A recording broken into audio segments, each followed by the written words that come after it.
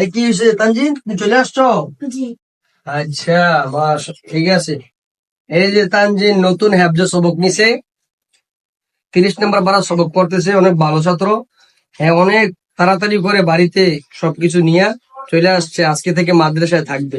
আজকে থেকে মাদ্রাসা থাকবা? জি। মাশাআল্লাহ, সে আজকে থেকে মাদ্রাসায় থাকবে।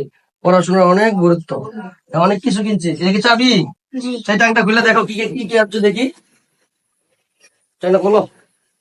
অনেক কিছু লিস্ট করে নিয়ে আসছে বাড়ি থেকে। তো আমি খুলে আমি করি।